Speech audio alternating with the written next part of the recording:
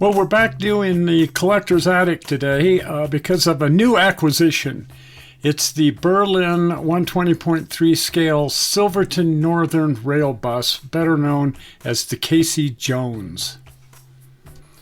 Brelyn Locomotive Works produced this back in the year 2000, and that same year I saw these at the Narrow Gauge Convention. I believe it was in Denver. And there were several of them there, and oh boy, was I tempted to just write out a check, and had I had that much money on hand, I probably would. As I recall, they were selling for around $650, something like that. At any rate, I set up an eBay search, a saved search, looking for one at a good price, and well, this one popped up, and I made an offer on it and was able to pick it up for, well, let's just say under $250. So I was thrilled. The item arrived, a box within a box like this, surrounded by the usual peanuts. The cat wanted the box, so once it was unboxed, the cat was given the empty box, which he loved. Inside, of course, is the Brelyn Locomotive Works box, and it appeared to still be in its original plastic, and in fact it was. As I opened this has never been out of the box. It is brand new.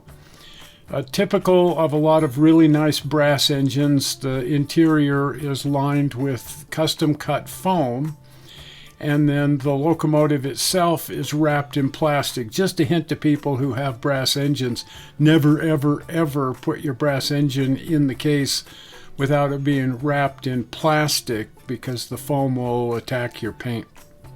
Also in here are a couple of small detail parts, and I'm not quite sure where those go. Got to figure that out.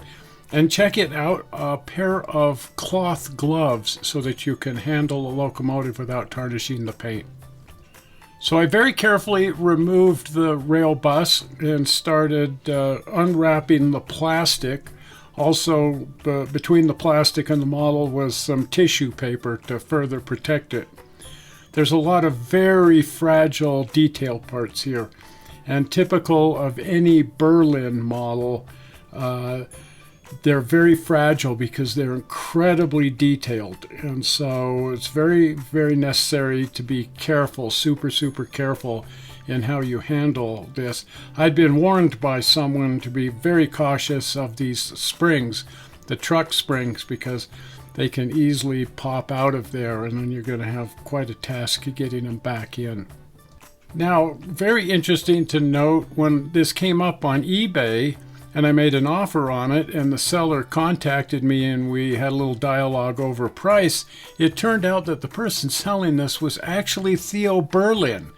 It's one of his models that he produced back then, and he still has some inventory on hand from back then, and he's selling it on his eBay store. I first fell in love with this little rail bus. I stumbled across it in, I believe, 1986. It was either 1984 or 1986 because I was in Silverton both those years. And it was parked there outside the original Silverton Northern Depot. And I took lots and lots of detailed pictures because I had a notion that at some point in time I'd love to model this. Well, dream on. That was a wonderful idea to have, and it never got past the photograph stage, which is one of the reasons why when this thing popped up at the Narrow Gauge Convention in the year 2000, that I thought, well, here's an opportunity to have that thing without having to scratch build it. Now, no one seems to be completely sure when this thing was actually built. The first record of it pops up on July 10th in 1915, when its existence was reported in the Silverton Standard newspaper.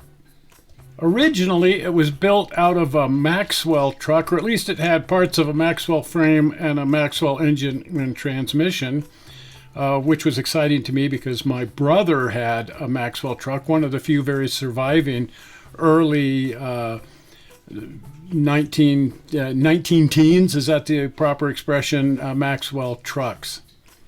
Now, while this little thing ran on the Silverton Northern, it wasn't owned by the Silverton Northern. It was owned and built by Clive Jones, who owned the Sunnyside Mill at Eureka, and he used it for transporting his crews to and from the mill. He also envisioned using it as an ambulance, if you will. When workers would be injured at the mill, they could quickly be transported back to Silverton. The Silverton Northern was one of 3 railroads built by Otto Mears that connected with the Rio Grande at Silverton and ran up into the mountains in 3 different directions. We also have another Silverton Northern locomotive, number 34 here. So we love the Silverton railroads, all of them.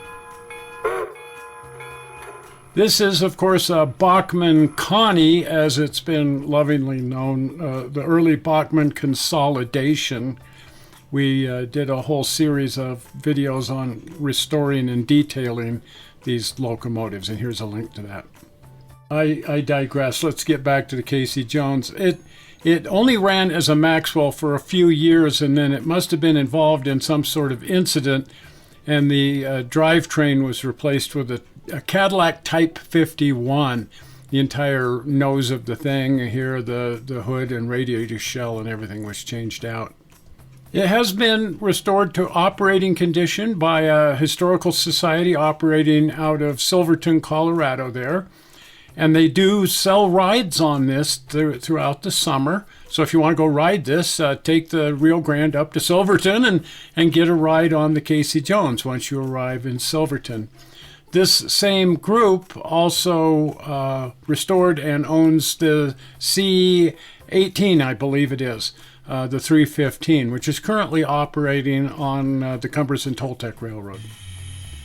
The Berlyn model doesn't currently at least have DCC, and so I was running it on the railroad using address 0, and it seems to work just fine running on address 0 on DCC. Of course, that makes it rather noisy, and it's always a little, I think, a little risky running things on square wave AC with a DC motor, but I digress.